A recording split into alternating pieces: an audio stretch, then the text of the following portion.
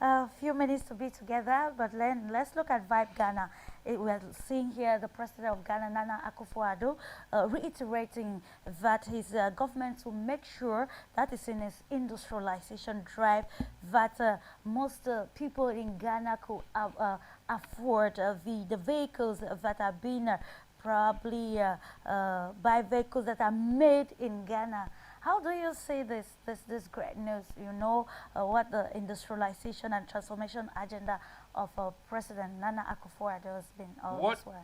What Nana Akufo-Addo is doing, he's seeking for collaboration. He's seeking for solidarity. Africans need to celebrate Africans. Africans need to how will I call it, to promote their own products. And what he has done, he has been able to make it affordable so that no African should have an excuse importing old vehicles from Japan, importing vehicles from Germany, importing vehicles from Europe, when Africa themselves can make their own vehicles. So this is what Sankara was trying to say many years ago. Sure. And Nana Addo is doing the right thing. This is one of the few African presidents who go directly to the point. A man who believes, and not only him, I have seen even kings and chiefs in Ghana who hold the same mentality when it comes to Africa. And this is a good spirit, and this is what we are saying, that let Africa learn. Even Nigeria was all, I remember also Nigeria also started producing vehicles.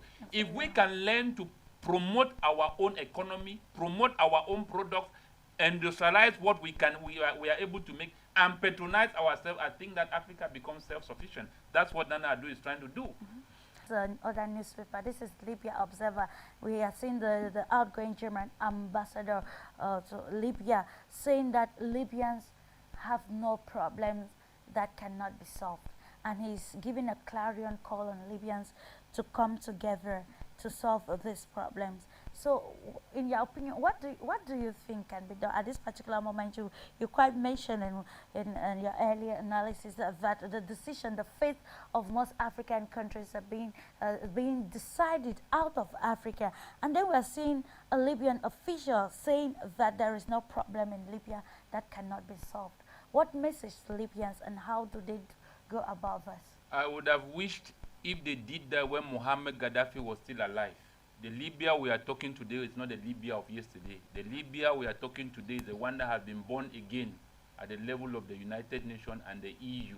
That is the Libya we are talking about. It has now become a product of the United States and EU. It's not become a product of the Libyans themselves.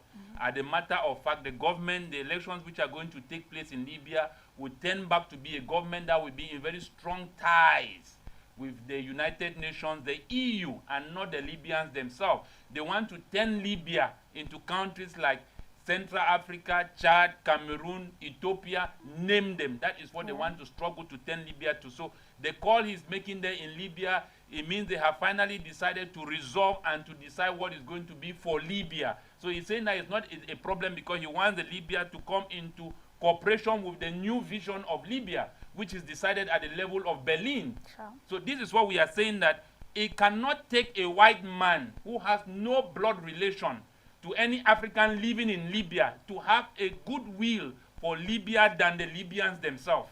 He cannot have a more concern in that country than us who are Africans in Africa. It doesn't make any sense. So this is what we are saying, that we don't need the German, it's a German ambassador or whoever, to come to Africa and tell the Africans whether they don't have a problem or they have a problem. We should have been able to manage whatever Libya was going through. Even as Trump said, Libya would have been better off if Muhammad Gaddafi was still alive.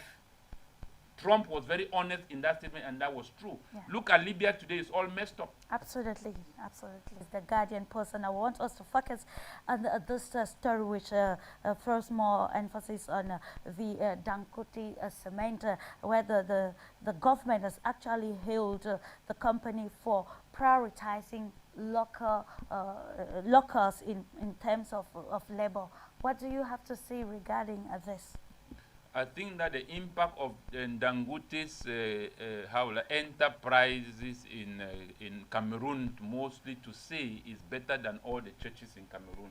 Because when they look at the mass population of Cameroonians who are able to feed their homes because of one Africa, one African who had a vision to uplift and to build the life of his people by creating employment due to due to the opportunity and the position which he has today. You see, and I would still say that it should be a very huge challenge when it comes to the government talking about the factory of Dangote, because Yes. if you look at what Dangote is doing in the lives of African, even African governments are unable to do that. That is a simple truth. So Dangote should be a very clear example of what kind of Africa we want to build. An African where opportunities are seized by Africans. Africans themselves become the largest employers in Africa. Sure. The investors in Africa should be Africans. Banks, companies should all be national owned companies and not multinationals coming here exploiting our country, not paying taxes at the same time. Dividends are going back to their country. That leaves Africa. That's why I say no matter how many loans they send to Africa, it goes back to the West because of their mass multinational companies that are here.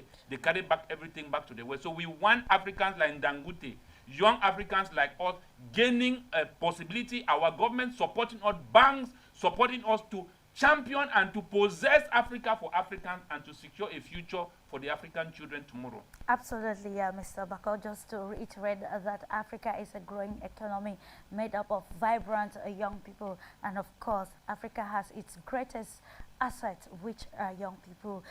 Ladies and gentlemen, I want to tell us that we have come to the end of this edition of Inside the Papers.